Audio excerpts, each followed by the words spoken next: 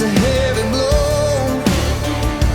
That's a 9-pound coming down on her. Never should have let her go. And that's a killer. Put her hurt down deep. When a devil red dust cloud rising up's all you see. Yeah, that's a hammer.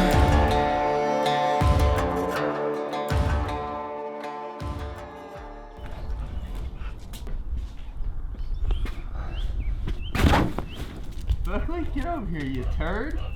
And we're on camera now. Get over here, you son of a butt.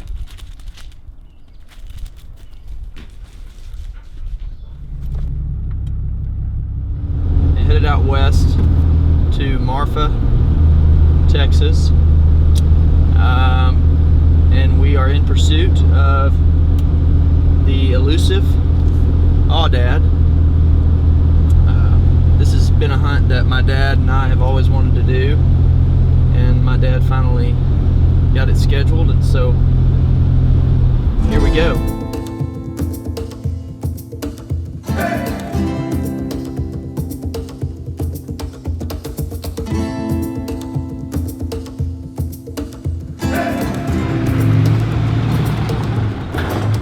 So I just pulled in to the ranch and been on this dirt road for a good mile or two, but look at this scenery. Really excited. I think we've got a lot in store for us over the next couple days. So we're staying at the historical El14 de la Cienega. Built in the mid-19th century, you can just feel the history, hear the stories as you step foot onto this ranch. The adobe-style fortress definitely made this the most interesting camp I've ever been to. But anyways, so what's the game plan for in the morning? So tomorrow we'll get up, we'll have breakfast, we'll get out, and the ideal when you're hunting Auodad like this is glass and find them. Okay. I mean, they blend in. They're Yeah. the perfect colors. It's dry right now. It's Right. Tough to see. Yeah. Tough to find. They're really, truly, there's a few of them here, but they're tough to hunt. It's going to be a hunt.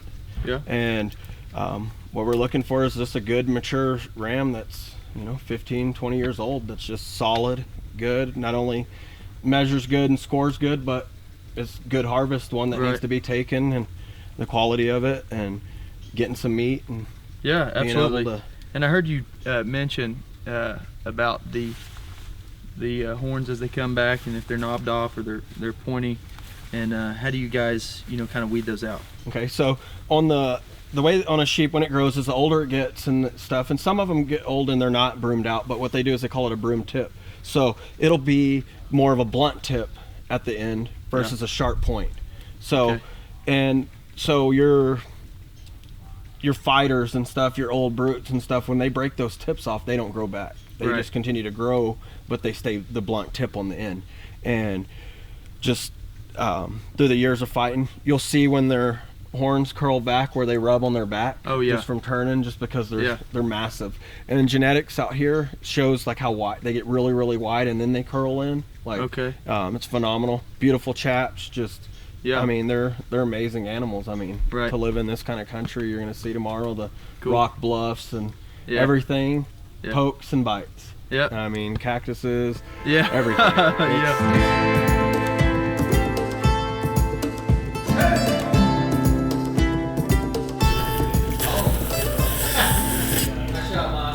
Wow, that was good. What kind of meat do you think that is? I mean, they told me it was wildebeest, which is native to these parts. Whoa.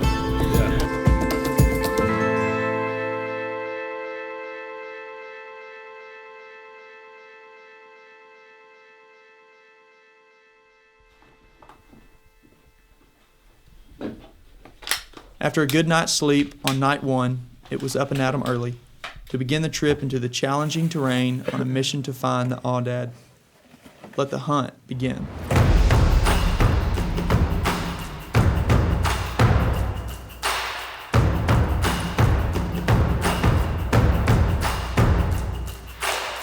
This is a big group of bachelored up young rams. Right, there's not what we're looking for in there. We're looking for a big mature ram, and these are all young. So we're gonna pass these. That's all I practice. Yeah, if we get on that point right there, you'll be close. 468. It's always a good sign when you're just a couple hours into the hunt and you've already spotted movement. But the hunt continues for the mature ram we were looking for. Right here, this dome. See that rock line that runs all the way right here? They're right at that grassy face right there.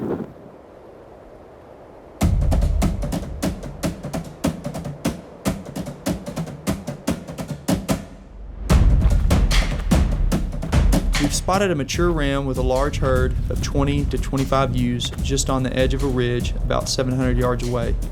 We had some distance to cover to get to them, so the trek began.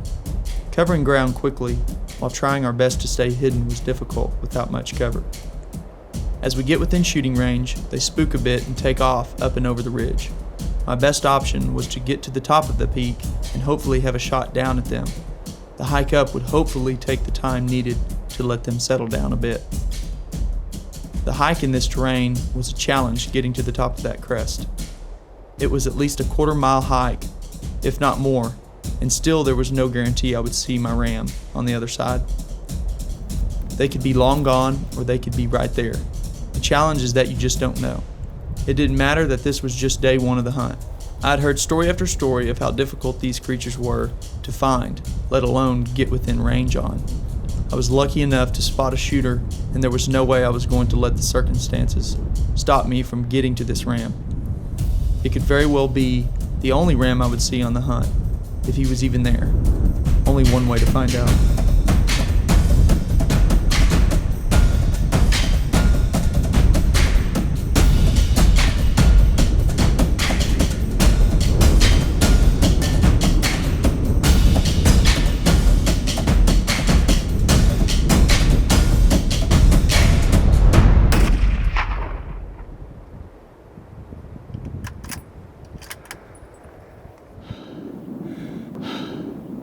That happened super fast. Wasn't able to evaluate the herd or figure out what sheep was which, but I know that the shot I made was good. I'm confident in it. There was a lot of ewes around. The sheep that I made the shot on looked like a real brute. I mean, he was big. He was really big. Hopefully, wouldn't just right around the way. I think we'll find him not too far. I didn't see him drop, but I could tell he was hit. Good ethical shot, and I think he's not too far from down, so not too far down there, so let's go check him out. At times when you're hunting, you have the opportunity to sit, evaluate, and let the animal come to you. This was completely different. I had a split second to make a decision. Would I let him pass and take off with the rest of the herd and risk not harvesting a ram on this hunt, or would I take hold of the moment and take down the ram I came to West Texas in search of? As soon as I topped that ridge, the herd was making their way out, and the ram stopped and gave me a small window of opportunity. I had to take him. And man, was I glad I did. Big mature ram. Couldn't be happier. Thanks to the guides and this beautiful creation that we're able to hunt in. And most of all, thank the Lord. This is great. We had quite the hike. Oh man, now we gotta just get him packed out and back to camp.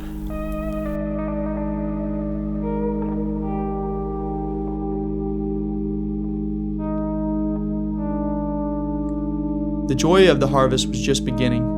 It was time to prepare the back straps from this beautiful creation, and I had a simple recipe in mind. When cooking Aoudad or any tougher meat, I knew slow cooking would be the way to go. The family and friends with me on the hunt were a little skeptical to taste what was in store, so I knew my best shot of winning them over would be with some Aoudad tacos.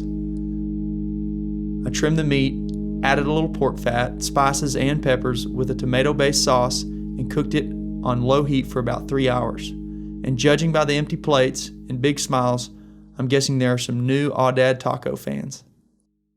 That Auodad's pretty tasty.